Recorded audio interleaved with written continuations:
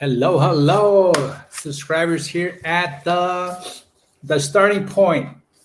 And I have a description for you guys today. It says at the starting point, we believe that success is not a destination, but rather a journey.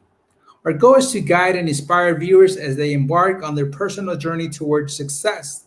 Whether you are an entrepreneur, a student, or simply seeking to improve your life, our content is designed to help you achieve the results that you desire. That's why I'm bringing this 8 tips for active listening. And I'm going to tell you exactly why I brought this topic up for today.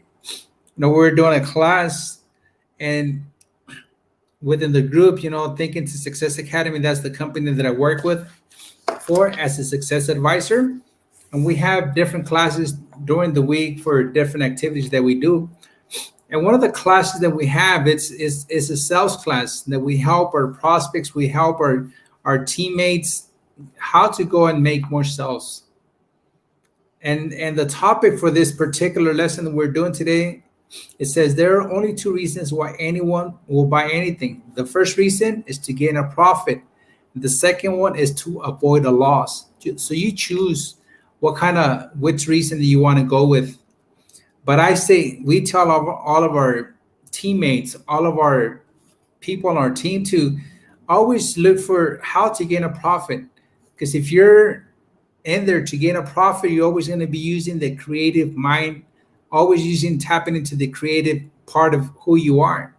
And that's tapping into your creative imagination, baby. So be mindful of this.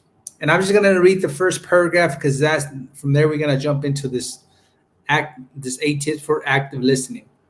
It says, as a professional salesperson, you must ask questions and actively listen. So when I heard that, I was like, I need to follow up more on actively listening part of it. As a professional salesperson, you must ask questions and actively listen to your prospect responses. By doing this, you are gathering information that is necessary for you to see the world through the eyes of the prospect. And especially for this example that we're using it with the student, but you can apply this with your student, prospect, your clients that you already have, the new clients that are coming in. You could use this with your teammates, it doesn't matter what kind of sports, it doesn't really matter. These are tips that are gonna take you a long ways, guys. That is the only way you will be able to truly evaluate what is of value or importance to your prospect, to your students, to your teachers. So let's jump in here real quick. Let's go over them real quick before we get off this call. So paraphrase. Try to paraphrase what the student said and make sure that you understand to show that you are paying attention. A lot of times we meet with a client, we're like blah blah blah. Like if we don't get interested in the conversation that we're having with our prospect, with our clients, our mind starts to wander. And we have to make sure that we are 100% with our prospects or our clients, our spouse, our children, whatever it is that we're committed to. Make sure that you're 100% committed to that. If you're talking to your children or you're talking to your wife, you're talking to your spouse, make sure the phone's not with you, unless you're going to be showing them something on the phone. But make sure that you give your divided attention to those people that really matter to you, whether it be your clients, your prospects. It's about building those relationships, building those strong relationships. You know what? Our students, our prospects, they're on the phone throughout the day with everybody else. Why don't we give our divided attention to them? Be 100% present.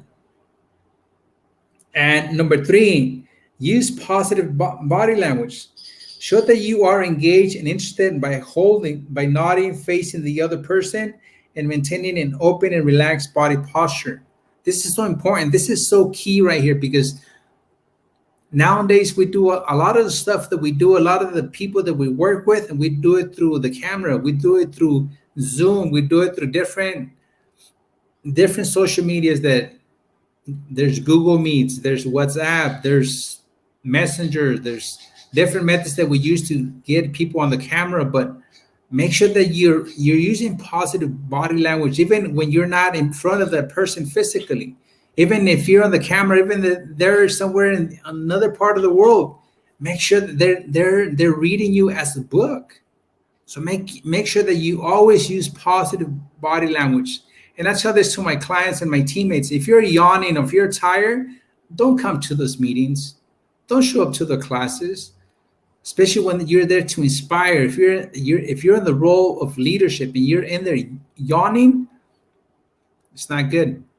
Make sure that you always use positive body language. Okay? Number 4, show empathy. If the student or your client or your prospect voices negative feelings, try to validate them. Consider why they feel this way and put yourself in their shoes. You have to show empathy. We're helping the client go in a path. We're walking this client in a path to agreement, whether it be, like I said, a client, a student, a spouse, children, whatever. You gotta be able to walk with them. You got to be able to get in their shoes and feel what they feel, and see where is it that they come from. As coaches, we're a little bit ahead of the game with this knowledge that we have about the mindset. And that's what we're trying to bring in awareness to every individual out there that wants an awareness for the mindset. Everything that we do in our coaching, personal development programs that we have, it's all about the mindset. It's all about the mindset. And we teach you step by step how to work with your mindset. Okay? Number 5, avoid judgment. Your goal is to understand your student, your prospect. Is to understand your students' perspectives and try not to interrupt with your own opinions while the student is speaking. And I see this over and over again. People get into the habit of, just because a thought came to mind, I want to say it. I want to interrupt the student, the prospect. No, you have to wait for the right timing. If the thought comes to mind, write it down, do whatever you have to do, but please do not interrupt your client or student or prospect, whatever that may be like. Learn. Of course, if your client or your prospect is going in a different direction, trying to get away from you, then maybe you don't need to go through the entire 8 steps. But that's what the mindset comes in. That's where your intuition kicks in, guys. Number 6, don't give advice too quickly. Allow the student to finish speaking, or allow the prospect to finish speaking before attempting to give advice. You want to make sure that you fully understand them first. Sometimes the first words that start coming out of these people, and we are ready to lay down the hammer. We're ready to give our advice without listening to the full story. We have to be mindful of that as well. Number 7, evaluate the conversation. After you have fully taken in what the student has said, take a moment to evaluate the conversation. You have to be mindful, be present, be mindful, guys. Especially in coaching, in sales, we have to be mindful. Just take a couple seconds and take it all in and be like, okay, we have to learn how to process whatever answer is we have to learn how to process our thinking before we speak it. And number 8, listening may be enough. We may be tempted to fix the problem, but at times the students just want us to listen. People want to be heard. But sometimes we're like, if I don't make the sale today, oh man, I'm desperate. If I don't make the sale today, how am I going to pay my mortgage? How am I going to pay my bills? You know what?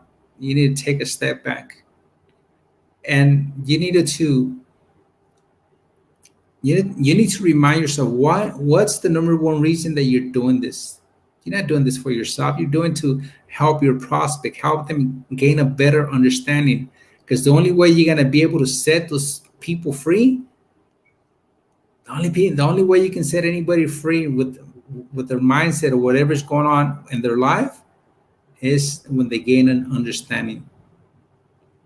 We see, when I first heard that, Bob Proctor always used to say, the only thing that people are going to be set free is free from ignorance. And what does that mean? That means that we're ignorant when it comes to certain things. For example, I come from the background of, I spent 17 years of my life building swimming pools. So if it comes to fixing a transmission in a car or baking some kind of cakes or whatever, like I'm totally ignorant when it comes to those things. But when it comes to plumbing, electrical, in a swimming pool, I'm all for it. That I know how to do. So, guys, hopefully, these 8 tips were are helpful to you. And if you ever come across the path of this beautiful channel that we have provided for you, the starting point, I'll be more than happy. Just type it in the chat that you want a picture, an image of this 8 tips for active listening, and I'll be more than happy to send it over to you guys. So I just want to thank you for your time. Thank you for being part of this community, and thank you for all your support, and thank you for everything that you're doing to help us stay here on and being on purpose, guys. So like I said, we're always bringing tools they're going to serve you, tools that are going to help you increase your sales, tools that are going to help you increase everything that you do on a daily basis. So thank you once again. My name is Juan Curiel, and we'll see you on the next one. Bye bye for now.